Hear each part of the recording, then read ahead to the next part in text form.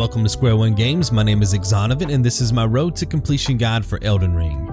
This series is designed to show you how to unlock every trophy this game has to offer, and I really hope you enjoy the run. Before we tackle the rules of the road, I just want to thank everyone who is currently supporting the channel financially. Whether it's through Patreon, YouTube memberships, PayPal, or other platforms, your generosity is the reason I get to make guides and reply to comments.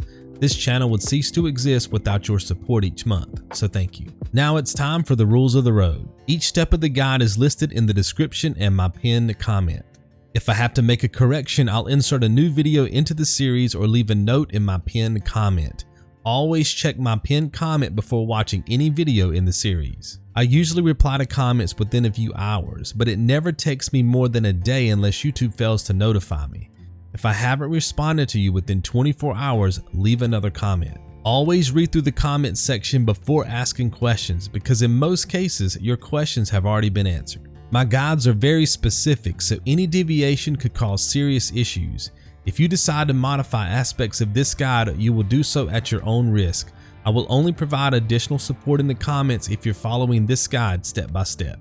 This is a trophy guide, not a 100% item guide, walkthrough, let's play, or challenge run. Our goal is to get the platinum trophy in the most efficient way possible.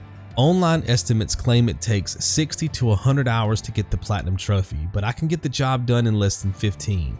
Obviously, it might take you a little longer since you have to watch the series, but if you're looking for the fastest way to get the platinum trophy, you've come to the right place. Now, let's take a look at our travel plans. We have to find 6 legendary ashes, 8 talismans, 9 specific weapons, and 7 spells in the form of sorceries and incantations. This guide will take us straight through the campaign, wrapping up the series in exactly 24 episodes. A few tips to keep in mind along the way. We can use runes to purchase items throughout the run, plus they control how often we level up our character. Most of our runes will come from killing bosses, since our plan is to skip most of the enemies. With that said, there may be times where you're short on runes, since you lose them each time you die. It's possible to get them back if you travel to the spot where you died, but sometimes that's easier said than done. This is why I've set up several rune farms just in case you ever fall short. You can find these farming spots in episode 4, 11, 17, and 19.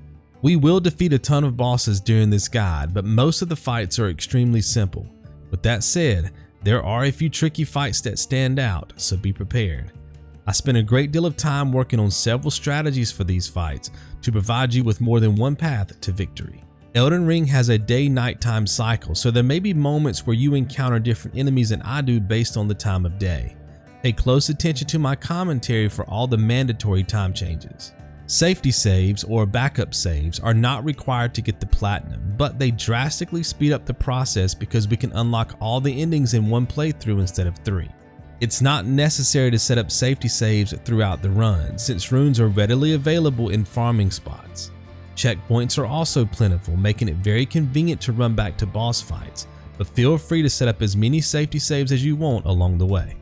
I will explain how to set up safety saves in episode 24, but if you're curious how to set them up now, I'll leave some links down below in my pinned comment. If you have a PS4, you can set up safety saves through cloud storage with an active PSN account or a USB drive, which is the free option. If you're playing Elden Ring on the PS5, your only option at the moment is cloud storage, which is only available with an active PSN account. I'm not as familiar with Xbox, but the process is similar. Again, review the links below for more details. If you decide not to use safety saves, you'll need to run the game 2 more times to get the platinum. I will provide links to videos in episode 24 that explain what needs to be done to unlock all the endings should you decide to run the game 2 more times. I would highly encourage you to create safety saves to streamline your trophy hunt, but that's entirely up to you. If I think of anything else, I'll leave it in my pinned comment below, so make sure to read it before moving on to episode 1. My name is Exonovan. Be good.